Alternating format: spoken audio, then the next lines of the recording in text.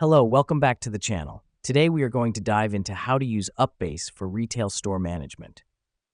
To kick things off, log into your UPBASE account. If you don't have one, simply sign up on upbase.com.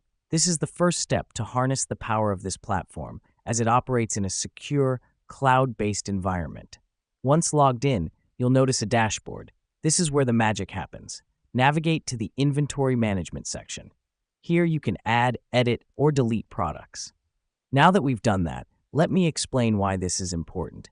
Keeping your inventory up to date allows your customers to see what's available and can help reduce overselling.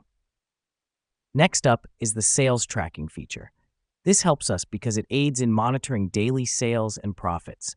It gives you a clear picture of which products are performing well and those that might need a little push. The final step involves setting up employee management. Here you can track your employees' hours, roles, and performance.